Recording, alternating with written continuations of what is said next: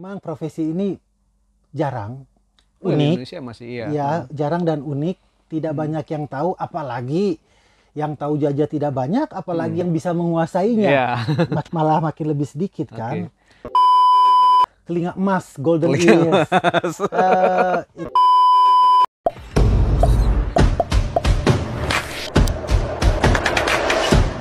Ini cerita kita. Oke, kali ini kita juga datangan tamu nih, Kak Roni. Kak Roni Nainggolan ini ya, kalau kita boleh bilang nih dewanya akustik lah ya gitu. Dewa akustik. Apalah istilahnya gitu. Tapi intinya sekarang jadi pengajar ya. Pengajar di mana? Di mana? Saya dulu pengajar, Pengajar sekarang role-nya di manajemen di LPDK. LPDK itu adalah LPDK itu sekolah audio pengajaran ya. dan pelatihan untuk keterampilan sound engineering Oke. atau audio engineering Mm. yang dipersiapkan untuk langsung bisa kerja di dunia entertainment ataupun usaha sendiri. Oke, nah itu kayaknya sekarang lagi ini ya, bukan sekarang ya, dari zaman dulu juga kayaknya kita sangat butuh ya sound engineer, terus juga yang di broadcasting, terus juga yang konsultannya gitu ya, jadi banyak. Nah kalau boleh dibilang ini, nah Kak Roni ini yang ngajarin gitu ya, jadi lebih master lagi kayaknya nih ya. Yes. Bisa lah kita katakan begitu gitu. Nah ini Kak, kita sebenarnya sebagai seorang awam gitu kan, kalau menurut Kak Roni sendiri sih, buat kita yang kadang-kadang kan seringnya orang mikirnya kalau ini ya kerja di dunia audio itu, oh itu yang mencet-mencet itu ya gitu ya. Betul. Itu yang angkat-angkat speaker katanya gitu.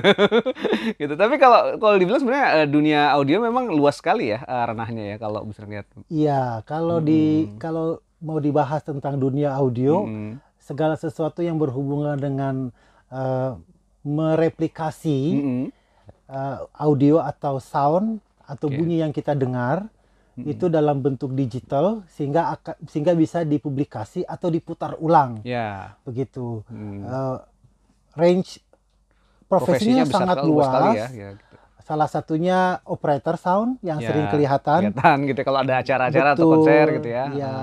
Konser bagus, konser megah, terdengar enak, merdu, itu bukan karena artisnya saja, bukan karena musisinya saja yang bagus bermain alat musik, tetapi juga ada sound engineer yang bisa meracik semua ya. Iya, meracik, meramu suara itu sehingga penonton itu mendengar apa yang harusnya dia dengar. Oke, gitu. Itu yang pertama tuh biasanya paling sering dilihat. Paling sering dilihat. Yang profesi berikutnya yang sering tidak terlihat atau di belakang layar adalah recording engineer. Oke, yang pas di studio ya. Betul, recording engineer itu dia mengolah atau mempersiapkan karya dari seorang artis sehingga bisa didengar secara publik. Yang sering kita dengar melalui streaming misalnya, semua dalam bentuk digital sekarang, sudah tidak dalam bentuk cakram atau pita lagi, sekarang sudah digital. Nah itu orang-orang itu yang berjasa untuk merekam jadi bagus ya, membuat semuanya lagu, bunyi alat musik, terus suara penyanyi itu betul-betul jelas, enak didengar, itu mereka yang berjasa. Recording engineer, betul. Terus di balik ini juga ya, kalau kita ada acara-acara di televisi atau itu juga ada juga kan orang audio di belakangnya, betul. Gitu. Broadcasting ya kalau itu berarti. Acara TV ataupun radio yang kita dengar sehari-hari itu hasil jasa dari orang profesi yang namanya broadcast engineer. Tetap hampir sama profesinya dengan recording engineer, tapi kalau broadcast engineer itu dia untuk publikasi secara massal, luas. Kalau recording engineer umumnya hasil karyanya hanya didengarkan oleh penggemar artis itu. Betul. Tetapi kalau broadcast engineer untuk semua ya, massa yang besar. Untuk semua, lintas negara, lintas preferensi, misalnya aku suka lagu dangdut, terus tapi aku nonton bola. Nah, pertandingan bola itu seru sekali itu mempersiapkannya. Kenapa orang menonton bola? padahal di rumah, Iya, iya. tetapi soundnya Serasa seperti di lapangan langsung. seperti di ya. lapangan, Betul. suara bolanya bunyinya seperti itu, suara penonton tidak mengganggu. Komentatornya bisa pas masuknya gitu Setuju. ya. Nah, itu hasil jasa orang broadcast engineer. Oke, wah ini itu udah berbeda ya, beda-beda ternyata gitu kan. Beda-beda Belum sekali. lagi kalau nggak salah ini ya, kalau konsultan untuk tata akustik ruangan ya biasanya. Iya, Nah, itu juga termasuk misalnya kalau ada keperluan, misalnya ingin membuat sebuah ruangan yang kedap suara, misalnya bisa, gitu. ingin menikmati musik dengan benar, oke, itu bisa memakai jasa konsultan akustik, gitu. Karena biasanya ruangan itu mempengaruhi bunyi yang kita dengar dari speaker yang kita punya. Karena pantulannya pasti berbeda ya. Iya, begitu. Jadi nanti mungkin ngatur bentuk materi ruangannya, sudut penempatan speakernya gitu ya. Iya, setuju. Dan memang pasti beda kan, untuk bioskop beda, untuk ruang hall untuk pertemuan meeting besar beda, yang biasa dipakai buat konser-konser bisa juga beda. Sangat gitu. berbeda, sangat berbeda. Berbeda volumenya, berbeda ukuran matriksnya, panjang lebar tinggi, berbeda juga material yang menutup permukaan, lantainya, plafonnya, dindingnya, itu sangat berbeda. Luas sekali ya berarti dunia audio itu, dan kadang-kadang orang kan mikirnya kan, oh itu yang megang-megang doang, padahal sebenarnya besar ya. Kalau Karoni sendiri konsentrasinya di mana kalau ini? Kalau saya dulu punya usaha bidang akustik, konsultan akustik dan interior. Selain itu juga jadi pengajar dan seminaris untuk pelatihan akustik ya. Dan audio. Ya sempat jalan-jalan beberapa kota di Indonesia. Kebanyakan yang memintanya itu adalah rumah ibadah. Buat rumah ibadah ya. Terus atau di instansi pemerintah. Bahkan perusahaan TV. Itu mereka ingin untuk memperlengkapi krunya biar mengerti tentang sound itu bagaimana. Nah, saya dengan tim dari LPDK biasanya datang ke sana untuk memberikan training mereka. Training pelatihan gitu ya.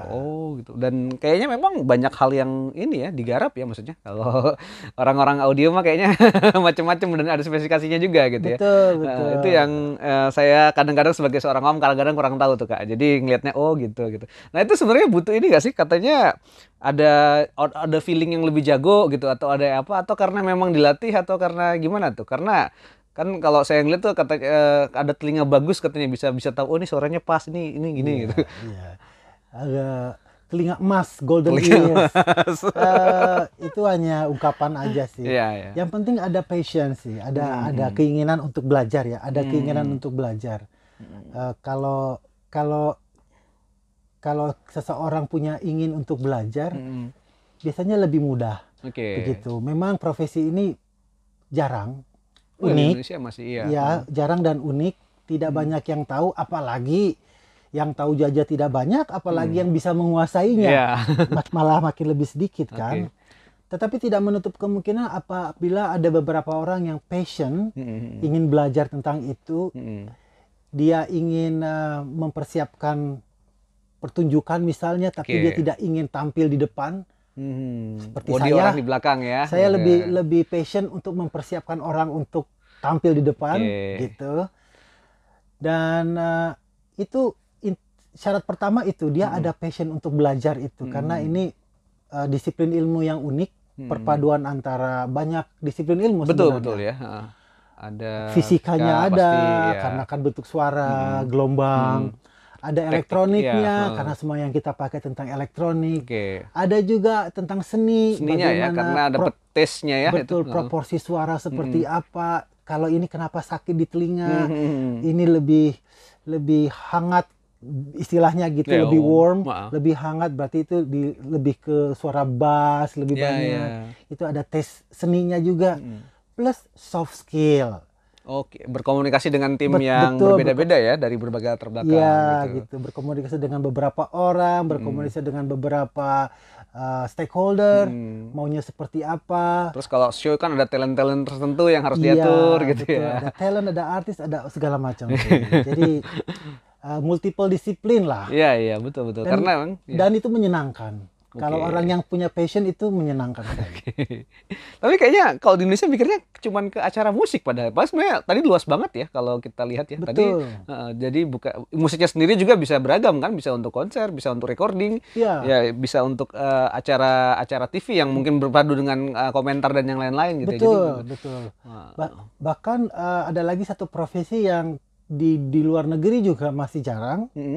Di Indonesia lebih jarang lagi, namanya sound designer. Iya, itu gimana itu? Sound designer itu desainer kan menata, merancang. Sound designer itu merancang bunyi. Jadi dia membuat replika dari suara film yang ada kita lihat.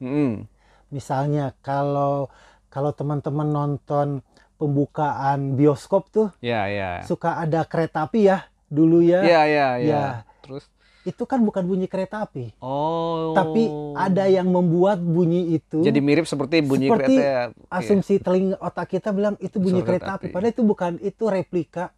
Imitasi. Ada beberapa efek film yang kayak gitu ya. Efek film. Membuat efek film, suara ledakan, suara pukulan, suara orang melangkah, suara orang memotong.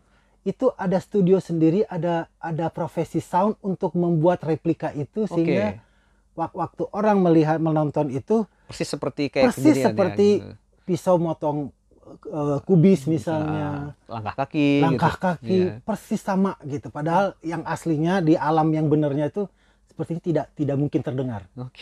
Iya, itu namanya sound designer. Wah, itu lebih inilah gitu ya, lebih dia berarti harus bisa membeda-bedakan ya bagaimana jenis-jenis suara dan bisa merancang suara yang cocok dengan yang real tadi gitu ya. Wow. Membuat imitasi suara alam sehingga pesan dari film itu dapat dan orang mengerti bahwa itu suaranya. Karena kalau direkam langsung kayaknya nggak akan ini ya. Tidak akan sebagus apa yang dibikin oleh sound designer. Betul. Itu. Karena plus suara angin lagi kan. Iya, tuh. Misalnya kalau recording di tepi pantai plus suara ombak yang menutup semua gitu kan. Jadi memang harus direplika, harus dibuat ulang, tetapi masih mengedepankan unsur estetika, natural, kealamiah gitu. Ya, mungkin sering kita pakai ya bentuk sederhananya gitu ya, dibuat efek-efek gitu ya. Tapi kalau yang dibuat film kayaknya pasti bikinnya lebih spesifik ya, lebih strong ininya lihat. Wah, tapi kalau boleh dibilang berarti ini profesinya banyak sebenarnya kebutuhannya ya gitu. Tapi mungkin di Indonesia sangat sedikit ya Kak ya, kalau yang bener-bener katakanlah memang belajar terus juga memang ahli di bidang itu. Karena kalau saya ngeliat tuh beberapa kali ngeliat di kredit title-nya lagu-lagu gitu kan, kok kayaknya orangnya hampir sama-sama semua ya gitu. Orangnya ini juga gitu. Karena memang masih sangat sedikit ya kalau mau ngeliat. Iya, kalau untuk profesi sound engineer masih sangat sedikit. Apalagi sound engineer yang belajar benar, maksudnya dia mengerti apa yang dia lakukan. Dia mengerti apa yang harus dia lakukan selanjutnya, itu sangat sedikit. Jadi profesi ini langka dan masih terbuka banyak kesempatan lapangan kerja. Bahkan untuk usaha sendiri sangat mungkin. Seperti membuat video sendiri, membuat studio sendiri gitu ya. Gitu, membuat konsultan untuk sound designer sendiri. Betul. Itu sangat mungkin sekali dan marketnya masih luas. Iya, dan maksudnya kan akan lebih baik ya kalau di kita kan kayak misalnya penyewaan alat-alat audio seringnya kan karena pengalaman orangnya ya gitu. Ya, nah, kalau mengerti teorinya mungkin lebih bagus lagi ya. Jadi lebih cocok alat yang mana, tetap pakai ini gitu ya. Iya, betul. Misalnya apabila kita mengerti tentang peralatan audio atau sound system, kalau kita ingin mau buat acara misalnya, kita bisa mengusulkan ke rental company, aku mau speaker seperti apa. Ya, spesifikasinya ya. Spesifikasinya kita sudah tahu duluan, sehingga kita bisa mengerti nanti akan maksimal hasil yang terdengar. Ya, ini butuh pengetahuan yang spesifik nih. Kayaknya perlu masuk sekolahnya Kak Ron ini. Ya, karena saya dengar-dengar juga katanya sekolahnya cukup banyak ini ya, cukup banyak menghasilkan ahli-ahli sound, ahli-ahli audio di Indonesia seperti itu. Nah, ini kalau misalnya saya tertarik nih, kira-kira apa sih yang paling dibutuhkan ya untuk seorang yang akhirnya bergerak di berbagai bidang audio tadi? Kira-kira apakah harus sering dengar ini, harus suka referensi atau gimana? Atau memang sebenarnya siapapun sebenarnya bisa asal mau belajar dengan serius kalau menurut Kak Ron? Siapapun bisa, siapapun bisa. Yang penting dia punya keinginan untuk belajar, dia mengerti tentang musik, dia senang musik. Karena ranah pekerjaan di bidang ini adalah banyaknya musik ya. musik. Dia mengerti, punya selera mendengar musik gitu. Kemampuan soft skillnya juga bagus. Semua orang bisa, sebenarnya semua orang bisa. Seperti di bidang akustik juga, di bidang ruangan, kalau dia ruangannya sudah bermasalah, baru datang. Gitu. Padahal kan harusnya dirancang dari awal, kita ini ya bisa sangat lebih baik, bagus. sangat ideal kalau dirancang dari awal. Kebutuhan ruangannya seperti apa, pemilihan untuk pengeras suaranya seperti apa, posisinya di mana, gitu. Itu akan jauh lebih hemat, jauh lebih efektif, jauh lebih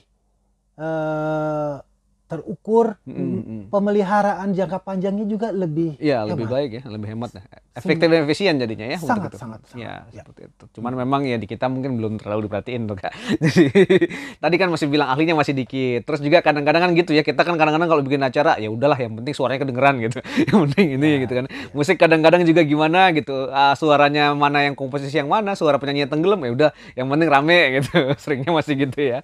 Kita kayaknya perlu apa nih supaya masyarakat kita lebih sadar bahwa sebenarnya kita bisa nikmati sound yang lebih enak kok. Kita bisa nikmati audio yang lebih enak gitu. Kira-kira perlu kayak gimana Kak? Atau perlu ada contoh yang lebih ini? Atau gimana? Kalau sebenarnya sih kita harus mengerti bahwa telinga itu tidak ada spare partnya ya. Betul ya. Betul tidak ya? Betul. Jadi kalau telinga kita tidak punya spare part, otomatis kita harus hati-hati. Gitu.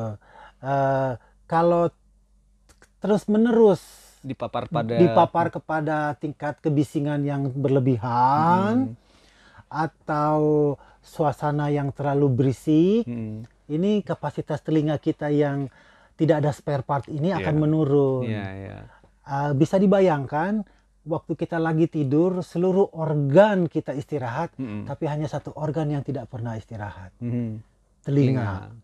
Waktu kita tidur kita juga bisa mendengar. Ya kan? Kadang-kadang masuk ke mimpi malah. Masuk ke mimpi. Kadang-kadang ada bunyi di dapur kedengeran. Karena telinga tidak pernah tidur. Nah, mulailah memanjakan telinga dengan mendengar yang baik, kata-kata yang baik, musik yang baik, sound yang bersih, jernih, berimbang, tidak over bising. Karena satu lagi, ingat, telinga tidak ada spare partnya. Itu aja. Betul teman-teman, kayaknya perlu juga ya gitu. Jadi sekarang kayaknya kita udah mulai disajiin sama sound-sound yang bagus ya, keluaran-keluaran ini. Dan kadang-kadang kalau dulu kan cuma sekedar didengar, tapi sekarang udah mulai banyak. Dan kayaknya bening juga teman-teman ya, kita perlu manjakan telinga kita dengan standar yang lebih tinggi gitu ya. Jangan cukup puas dengan yang sekarang. Nah kalau itu udah terjadi, masyarakat kita mungkin nanti kebutuhannya lebih besar ya terhadap audio yang baik ya gitu. Karena juga mungkin banyak kerjaan nanti nih. Mudah-mudahan. Gitu. Tapi thank you banget nih Kak udah berbagi di channel kita ya. Semoga nanti kita bisa ngobrol-ngobrol lagi ya, cara bikin sound yang bagus. Teman-teman yang sekarang lagi konsen bikin podcast atau bikin vlog atau bikin cover-cover lagu juga mungkin perlu juga ya belajar gitu ya. Jangan mau telinganya tuh dipapar sama yang murah, bukan yang murahan sih, maksudnya bukan yang sembarangan gitu ya. Kita harus bisa buat standar yang lebih tinggi supaya lebih baik gitu. Thank you udah berbagi Kak. Kita akan obrol lagi dalam obrolan vokal berikutnya. Sampai jumpa teman-teman.